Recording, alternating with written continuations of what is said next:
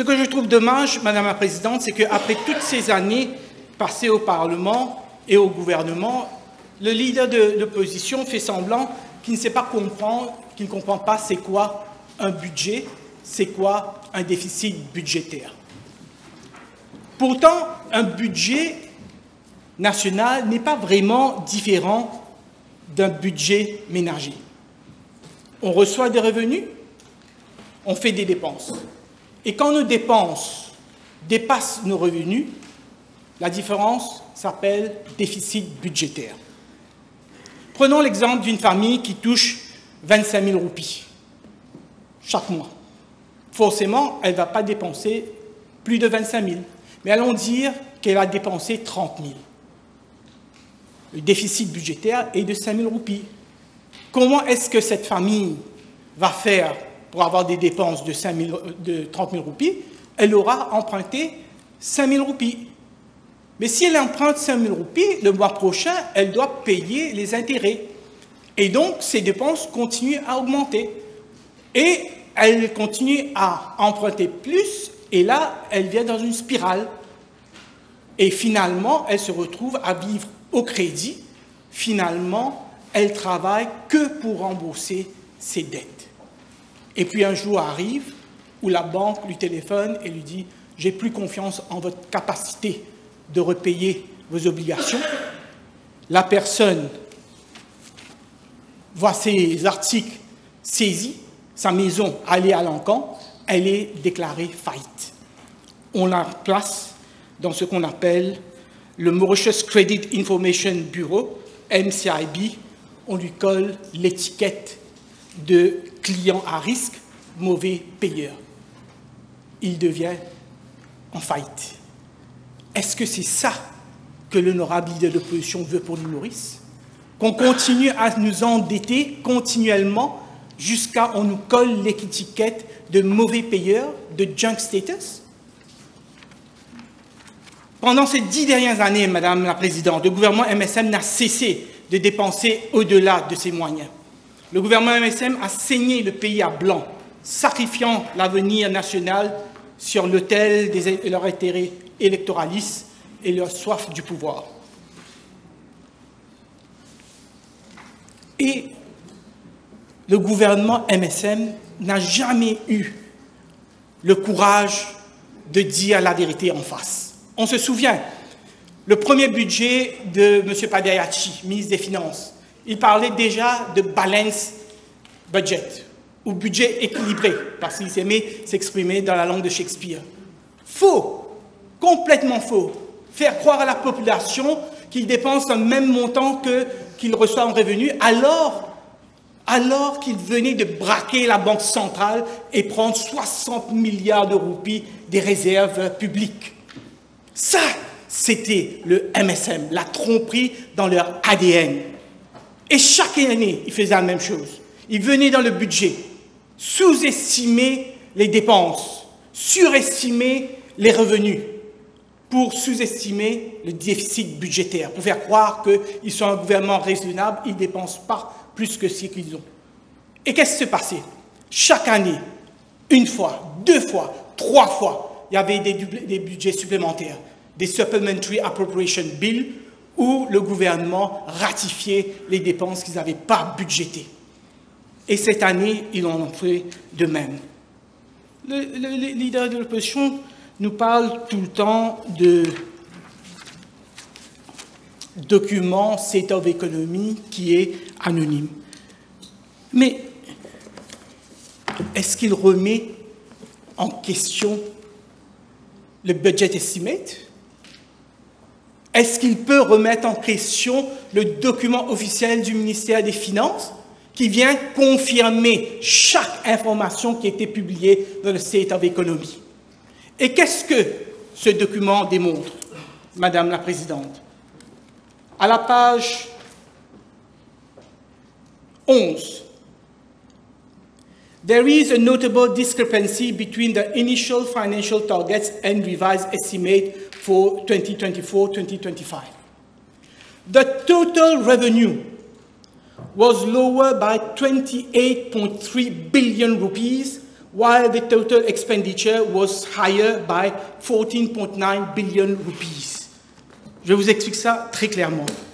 Ils avaient prévu des dépenses là, des revenus ici. La différence, 4,9%. En vérité, les dépenses sont là, les revenus sont là, le déficit budgétaire est de 9,6%. Ils ont sous-estimé, sous-évalué par 70 milliards.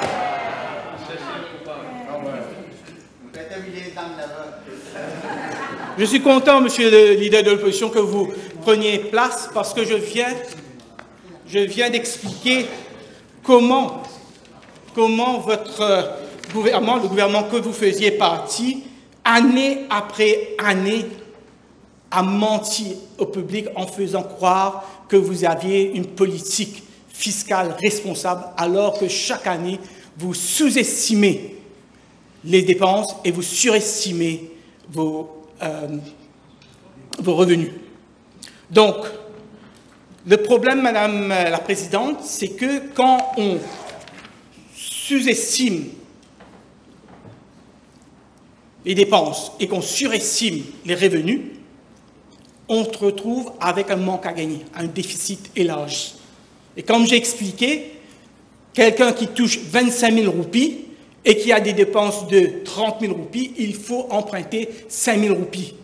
Maintenant, si cette famille a mal calculé et au lieu d'avoir des dépenses de 30 000 roupies, elle a 35 000 roupies, et au lieu d'avoir des revenus de 25 000, elle a 20 000 roupies, c'est 15 000 roupies qu'elle doit emprunter. Et c'est cela qui explique pourquoi aujourd'hui on se retrouve avec une dette publique qui avoisine les 90%. C'est pourquoi, c'est parce que eux, le gouvernement précédent, ils ont menti. C'est pas qu'on ait dépensé plus. La seule dépense qu'on a fait de la prise de ce gouvernement qui n'était pas budgétée, c'est le 14e mois qu'on a payé. Seule dépense, c'est pour le bénéfice de 90% des travailleurs de ce pays. Mais les autres, la différence, ça s'explique parce que le gouvernement précédent a surestimé nos revenus et sous-estimé les dépenses. La conséquence, Madame la Présidente, quand aujourd'hui on se retrouve avec 90% de dette par rapport à la PIB, c'est qu'on ne peut plus emprunter. Sinon, on va se retrouver sur le MCIB, on sera junk status. Et ce n'est pas spéculatif. Si on voit ce que Moody's a dit en début d'année, en janvier, Moody's nous a prévenu, et je cite, « Delays in fiscal consolidation that lead to a persistently large fiscal deficit, causing debt to stabilize at elevated levels, would likely result in a downgrade. » Ce n'est pas spéculatif. Moody's nous dit, si vous continuez à dépenser comme vous le faites, et vous continuez à avoir une dette publique élevée, vous allez être downgraded. Pas spéculatif. C'est la position où le gouvernement MSM nous l'a laissé. Pourtant, en 2014, lorsque le premier gouvernement MSM entre en pouvoir, le credit rating de Maurice était de Baa1, qui était très respectable pour un pays de notre île. Et puis, sous le régime du MSM, on a été downgradé 2 fois, Baa2 et puis Baa3. Et aujourd'hui, on est à la limite. On est à la limite de investment grade. Si on est downgraded, si Moody's pense qu'on a l'incapacité de rembourser nos dettes, parce que nos dettes sont trop élevées, on devient junk status. Et comme l'a très bien expliqué le Premier ministre tout à l'heure dans du statement time, si on est downgraded, on devient on n'est plus investment grade, on devient junk status. On peut dire bye-bye secteur offshore, bye-bye secteur financier, bye-bye investissement, bye-bye les personnes qui vont venir ici investir, elles ne vont jamais venir s'ils pensent qu'on a une incapacité de rembourser nos dettes. Mais pire encore, tous les banques qui aujourd'hui prêtent aux Mauriciens, ces banques-là, quand ils vont devoir prêter à l'extérieur, ils devront payer plus cher. un taux d'intérêt plus fort. Et qu'est-ce qu'ils vont faire? Ils vont répercuter cette augmentation du coût sur tous les Mauriciens. Donc, tous les Mauriciens, si on est downgraded, et il faut comprendre ça très bien, Madame la Présidente, si on est downgraded, tous les Mauriciens qui ont un housing loan, qui ont un bank overdraft, qui ont un car loan, tous les Mauriciens auront à payer plus en termes d'intérêt. Comment est-ce qu'on peut rester les bras croisés face à une telle situation? La solution, Madame la Présidente, il n'y en a pas 4000. Tous les ménagers savent, quand vous avez des dépenses qui sont trop élevées par rapport à vos revenus, mais il n'y a pas 10 000 solutions. Vous devez réduire vos dépenses et augmenter vos revenus. Et c'est ce qu'on est en train de faire dans ce budget. On ne peut pas emprunter plus, donc on a forcément à trouver des revenus ailleurs et couper nos dépenses. Maintenant, on prend les revenus. On va commencer par des réformes. On va commencer par investir dans des projets qui vont générer une croissance, qui va générer des développements, et on va miser surtout sur l'innovation, recherche et technologie. Mais aussi, pour chaque pôle de développement dans le secteur traditionnel, dans le budget, on a annoncé plusieurs mesures pour relancer ces divers secteurs. Le leader de l'opposition, en citant l'annexe tout à l'heure, nous parlait de, c'était à la paragraphe B, page 24, que le gouvernement va faire des réformes dans des entreprises publiques pour institutionnaliser une discipline financière. Et cela entraînera Reforming the Pricing and Subsidy Framework. Donc lui, il a compris ça, comme voulant dire qu'on est en train d'éliminer, de réduire les subsides. Non, Madame la Présidente, tout le contraire. Contrairement à eux, qui n'ont fait que dilapider les fonds publics, nous, on reforme chaque institution. On va s'assurer qu'il n'y a pas de gaspillage. Et quand on aurait fini avec le good governance, forcément, on aura une meilleure gestion et à ce moment, ces différents corps étatiques ne vont plus avoir besoin du montant de subsides qu'on est en train de donner depuis la caisse publique. Ce n'est pas qu'on réduit le subside sur les prix de l'électricité, non. On est en train de faire CEB, CWA, Wastewater Authority, toutes les institutions, on va leur faire devenir plus performants. On aura des performances, des KPIs, et ils devront deliver. Et quand ils vont deliver, forcément, c'est le public qui sera bénéficiaire de cette amélioration des services. Mais Madame la Présidente, malheureusement, ces réformes qu'on propose, l'élimination des gaspillages, ça va nous ramener à 5 milliards de roupies d'économie sur les prochaines 3 années, mais ce ne sera pas suffisant. Il faut encore des revenus. Encore des revenus. Donc là aussi, on a un choix à faire. La facilité aurait été d'augmenter la TVA. 1%, 2%, 3%, c'est la façon la plus facile de récupérer de l'argent. Mais quand on augmente la TVA, c'est toute la population qui paye. Et ceux qui souffrent le plus sont ceux au bas de l'échelle, parce qu'en termes de pourcentage, quand on augmente la TVA et que tous les produits augmentent, ce sont les petits qui sont les plus vulnérables. C'est pourquoi on a choisi non seulement de ne pas baisser, de ne pas augmenter la TVA, mais au contraire, on a pris la décision de réduire le TVA sur certains items, notamment sur les produits en conserve, les tomates en conserve, sur les légumes frigorifiés, les aliments de base, les produits pour bébés. Donc, c'est des produits de consommation. On a enlevé la TVA sur ces produits pour justement baisser. Mais quand on a pris la décision de baisser, de ne pas toucher à la TVA, mais forcément, il faut chercher de l'argent auprès de l'income tax, les impôts. Là aussi, on a fait un choix. Qui va payer? Est-ce que tout le monde paye? Tout le monde paye la même quantité d'impôts? On augmente pour tout le monde? On a pris une décision. On a décidé d'imposer plus sur ceux qui ont les moyens de payer. Les individus qui touchent plus de 12 millions de roupies, ils vont payer une taxe additionnelle de 15%. Les sociétés, les compagnies qui gagnent plus de 24 millions de roupies, ils vont payer 5% de plus. Les banques, ils vont payer 2,5% de plus. Donc, ce sont les grosses fortunes qui vont payer le plus sous l'item de l'impôt. Et là aussi, on ne veut pas avoir l'étiquette de high tax government. Le Premier ministre a déjà dit, on va revoir toutes ces mesures dans 3 ans, parce que dans 3 ans, les réformes qu'on va amener vont apporter leurs fruits et on pourra revoir la fiscalité et retourner vers une fiscalité légère. On a aussi décidé qu'il y avait certains projets qui engendraient beaucoup d'argent, mais qui n'étaient pas imposables. Je parle là de les Smart Cities. Les Smart City Projects, Madame la Présidente, sont exonérés d'impôts pendant 8 ans.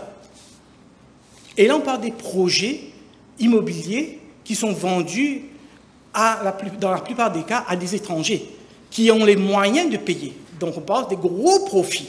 Donc, ces entreprises de Smart City ne payaient pas d'impôts pendant 8 ans, ne payaient pas de TVA sur les matériaux de construction, ne payaient pas de Land Conversion Tax, ne payaient pas de Registration Duty, pas de Land Conversion Tax. Un manque à gagner de plusieurs milliards de roupies. Ça, c'était l'ancien régime, caring for the rich. Oh, nous, non. Les gens qui sont dans des Smart City Schemes doivent payer la taxe comme n'importe qui. Au contraire, ils ont les moyens de payer plus, on aurait dû les faire payer plus. Madame la Présidente, sous le gouvernement MSM, le pouvoir d'achat des Mauriciens ont considérablement baissé.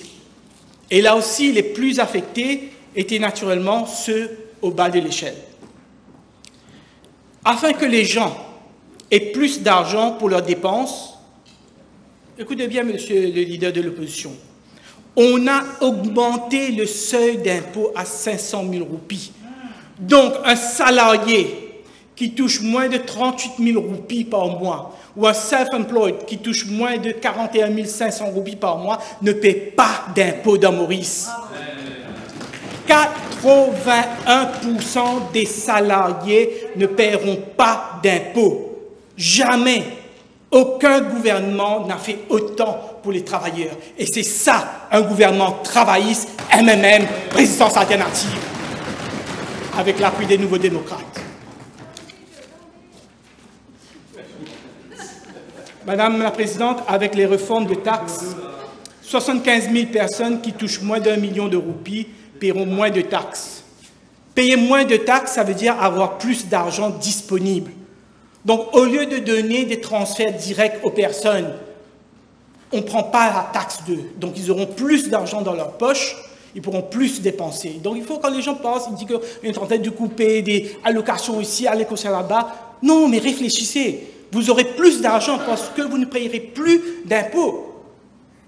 Vous aurez plus d'argent et vous pouvez décider qu'est-ce que vous allez faire avec cet argent. Si vous voulez dépenser, vous voulez repayer vos dettes, c'est à vous de décider.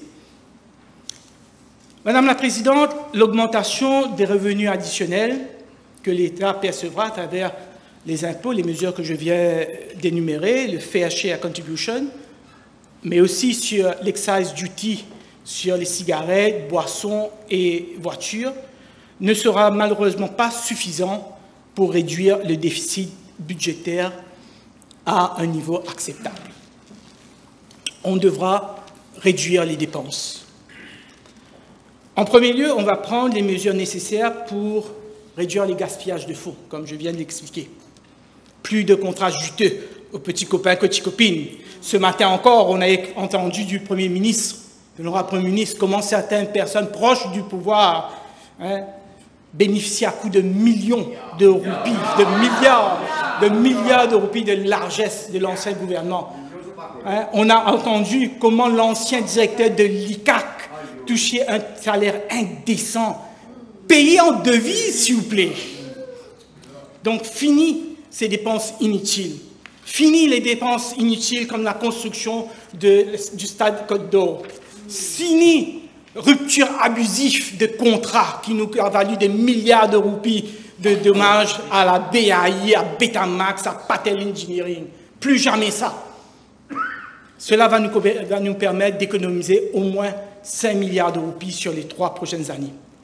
Malheureusement, Madame la Présidente, là aussi, ce n'est pas suffisant, parce qu'avec une dette de 90% du PIB et un déficit budgétaire de 9%, il faut baisser encore les dépenses.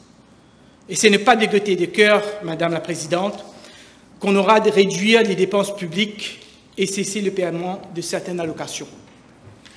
On a dû faire un choix difficile. Qu'aurions-nous dû faire, Madame la Présidente? Aurions-nous dû couper le budget de la santé alors qu'on a une population vieillissante qui a besoin des soins et des médicaments? Il y a un manque de personnel dans nos services hospitaliers. Devrons-nous faire comme l'ancien régime et ne pas payer les heures supplémentaires overtime des médecins et des infirmiers? Aurions-nous dû revoir l'éducation gratuite, réduire les grants alloués aux diverses institutions éducatives? Aurions-nous dû sacrifier les projets d'utilité publique, la gestion de l'eau, alors qu'on demande à la population de faire des sacrifices, car le précédent régime n'a pas construit de nouveaux dams, y compris le fameux Rivière des Anguilles dam. Et je ne parle même pas de la promesse de Dilo 24/7 et le changement des vieux tuyaux. Devrions-nous sacrifier l'augmentation de notre capacité énergétique alors qu'on vient de traverser une crise sans précédent frôlant le délestage, load shedding? Là aussi, parce que l'ancien régime et le leader de l'opposition étaient ministres de l'énergie. Hein, durant le règne des Jagannath, ils n'ont pas construit de nouveaux centrales électriques. Ou bien aurions-nous dû cesser le système à tout à l'égout et prendre le risque d'une catastrophe hygiénique? Et les drains, dans ma propre circonscription à Port-Louis, qui a suivi de plein fouet les pluies torrentielles et les flash floods, à Saint-Jean, Coromandel, Fond-du-Sac et les autres régions à haut risque, Canal d'Aïeux, doit-on construire des drains ou pas? Et les maisons sociales, plus de 40 000 familles sont en attente pour un logement social, y compris plusieurs milliers de familles démunies qui sont inscrites sur le registre social. On construit? On ne construit pas. La préservation de l'environnement, le sport, les investissements dans les infrastructures publiques, dans le port, dans nos réseaux routiers. Dites-nous, Madame la Présidente, qu'est-ce qu'on a dû couper? Qu'est-ce qu'on a dû sacrifier?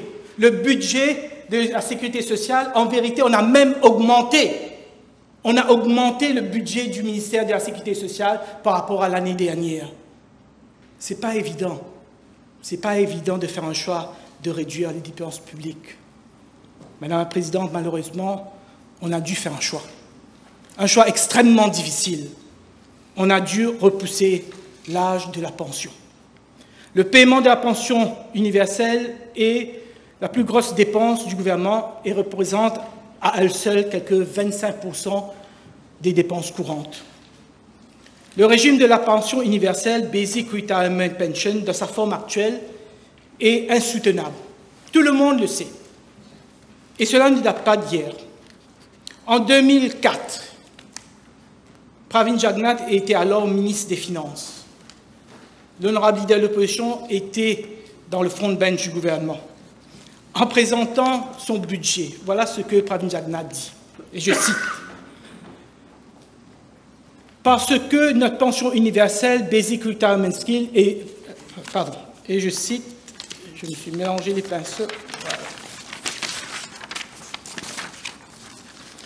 A number of reports have questioned the long-term sustainability of the basic retirement pension especially as our population is fast aging and BRP is fully funded out of government revenue.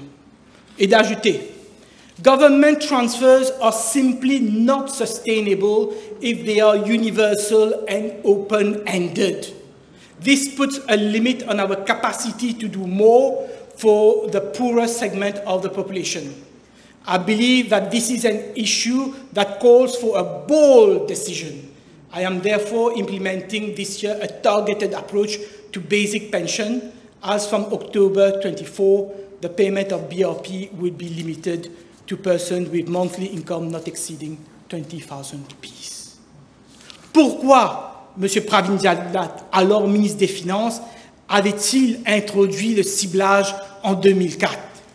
Parce que le système de pension était « simply not sustainable ». Ce sont ses propres mots. C'était en 2004. Maintenant, on est en 2025. Ça devient tout à coup « sustainable ». Pourquoi est-elle unsustainable? Premièrement, parce que notre pension universelle est non contributive. C'est-à-dire que les bénéficiaires du pension ne contribuent pas directement dans un fonds spécial de pension pour payer leur retraite. La pension est payée du Consolidated Fund des deniers publics. Par contre, les fonctionnaires, les employés des corps étatiques contribuent chaque mois une partie de leur salaire dans le Civil Service Pension Scheme ou Statutory Bodies Pension Fund et, arrivés à l'âge de la retraite, ils obtiennent une pension additionnelle, un lump sum et une pension à vie. De même, les employés du secteur privé qui contribuaient jadis une partie de leur salaire dans le National Pension Funds ou qui aujourd'hui contribuent dans un fonds de pension privé, eux aussi, arrivés à l'âge de 65 ans, ils ont une pension additionnelle parce qu'ils ont contribué pour cette pension. Et là, j'aurais dû faire une parenthèse, Madame la Présidente. Les députés et ministres, nous aussi, nous contribuons. Chaque mois, nous contribuons une somme d'argent qui va dans un fonds spécial et lorsqu'on prend notre retraite, après 2 mandats, on nous paye à partir de ce fonds. Donc, c'est important de le dire parce que j'ai vu des articles dans la presse qui suggéraient que les ministres et députés avant avaient des pensions à vie comme si c'était quelque chose de gratuit, une indemnité, quelque chose une pension qui était tombée du ciel. Non, on contribue. Chaque mois, on contribue dans ce fonds de pension. Donc, ce n'est pas vrai de dire que nous, les ministres et députés, on a une pension additionnelle alors que les autres Mauriciens n'en ont pas. Non, on a une pension contributive. C'est ça la différence. Ce n'est pas à titre gratuit. La deuxième raison, Madame la Présidente, pourquoi notre système de pension est insoutenable, c'est pour une raison démographique. On a une population vieillissante. Un aging population, c'est-à-dire que le pourcentage de personnes qui ont 60 ans ou plus augmente, alors que le pourcentage de population active, c'est-à-dire ceux qui travaillent, diminue. Pourquoi? Parce que l'espérance de vie augmente, alors que le taux de natalité est en baisse. Si je me fie aux chiffres qui m'ont été donnés par le ministère de la Sécurité sociale, nous avons environ 279 800 senior citizens, dont 83 750, soit environ 30% entre 60 et 64 ans. Et comme il y a plus de personnes qui touchent la pension et moins de personnes qui travaillent, les travailleurs doivent travailler davantage et payer plus de taxes pour payer les pensions. En d'autres mots, Madame la Présidente, si rien n'est fait aujourd'hui, nos enfants et nos petits-enfants auront à travailler plus et payer plus d'impôts pour soutenir chaque retraité. En 2015, dans son rapport, la FMI faisait déjà allusion à notre population vieillissante et disait, et je cite, « This rapid increase could threaten the overall long-term sustainability of public finances. These amounts would not be financeable with the current tax system. » On ne peut pas être plus clair. tout notre système allait s'écrouler. C'est ce qu'avait prédit en 2015 la FMI. Et même l'ancien gouvernement, en 2016-2017, il décide de mettre sur pied un comité, un high-level comité, présidé par le ministre de la Sécurité sociale d'antan, avec des représentants des ministères et de business watchers et des syndicalistes pour revoir la pension. Et une des recommandations qui est faite par le comité technique, c'est justement d'amener à terme l'âge de perception de bénéfices de la pension à 65 ans. Donc on n'est pas en train d'inventer quelque chose, Madame la Présidente.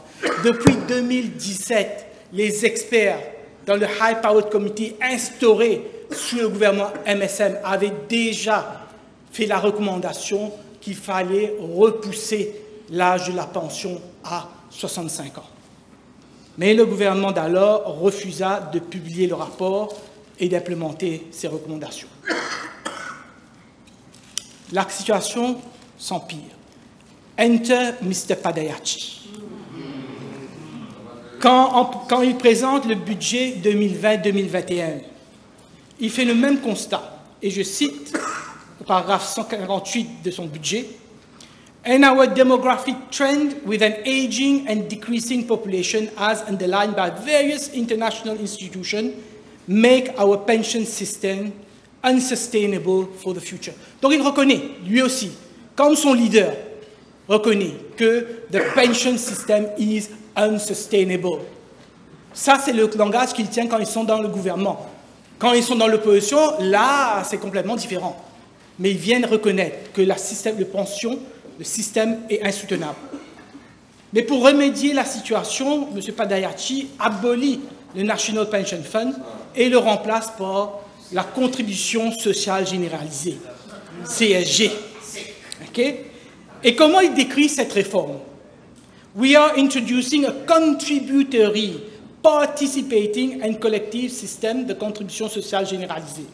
This will ensure, écoutez bien, this will ensure an additional guaranteed monthly income to citizens above normal retirement age of 65-year-old. Donc le but de l'introduction de la CSG, c'était de remplacer le National Pension Fund par un système qui va garantir l'augmentation de la pension pour les retraités à partir de l'âge de 65 ans. C'est la seule raison, seule explication donnée par M. Padayachi. J'abolis National Pension Fund, je le remplace par le CSG pour que vous, les retraités à la retraite, vous aurez une pension additionnelle. Mais qu'est-ce qui s'est passé après? Où sont passés les milliards de roupies que les travailleurs ont contribué aux sueurs de leur front? En une réponse à une question parlementaire du 24 octobre 2023, M. Padayachi fait frissonner la population quand il lâche la bombe suivante. Monsieur le Président, le montant total déboursé pour le paiement de ces prestations est d'environ 25 milliards de roupies. Il ne reste donc rien par rapport aux contributions de la CSG. Il ne reste rien. C'est ça qu'on dit la caisse vide. C'est ça, monsieur le leader de l'opposition, quand on dit qu'il n'y a plus de caisse.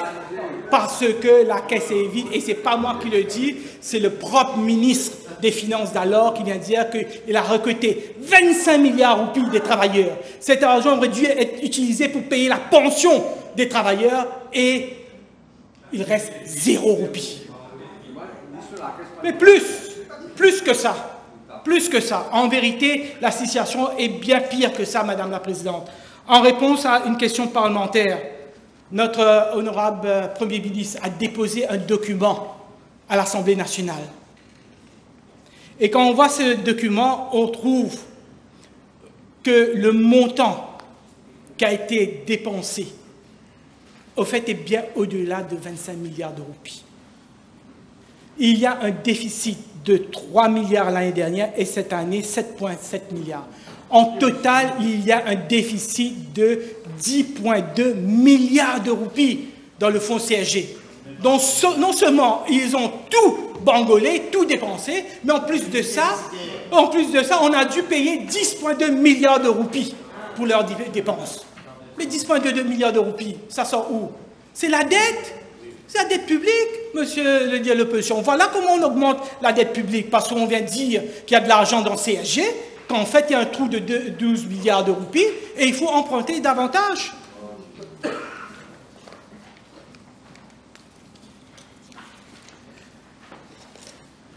En vérité, Madame la Présidente, le CSG a rendu le système de pension encore plus vulnérable, encore plus insoutenable. Et en plus de ça, les travailleurs du secteur privé n'auront plus de revenus additionnels à l'âge de la retraite à partir du NPF.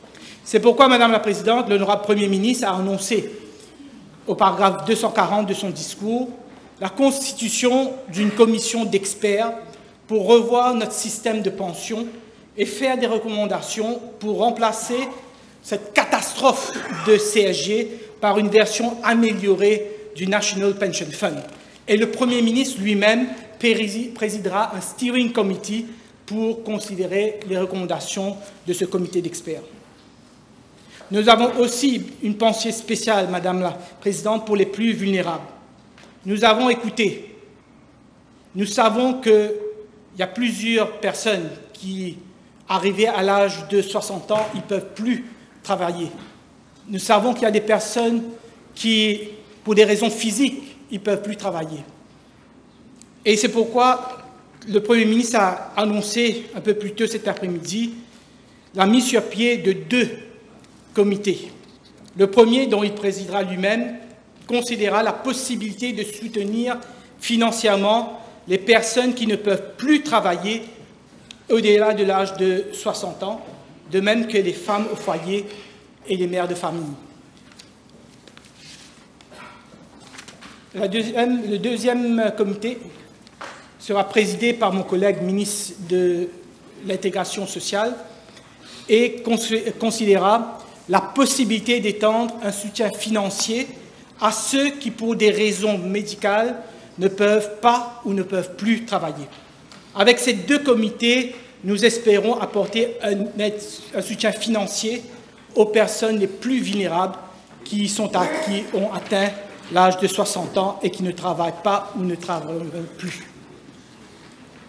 Madame la Présidente, je n'ai pas parlé sur les mesures budgétaires pour mon ministère quand j'ai voulu rompre avec la pratique de mon prédécesseur qui profitait du Finance Bill pour amender en catimini les prévisions ayant trait aux droits des travailleurs et aux relations industrielles. C'est pourquoi, Monsieur le leader de l'opposition, ce budget ne fait aucune mention de semaine de 40 heures. Nous allons tenir les assises du travail au cours de cette année, probablement pendant le mois de septembre, et tous les acteurs, tous les opérateurs du secteur, les syndicats, patronats, forces vives, seront invités à se pencher sur les diverses mesures annoncées dans notre programme électoral et repris dans notre programme gouvernemental. Et à la lumière de ces délibérations, nous viendrons avec un nouveau projet de loi.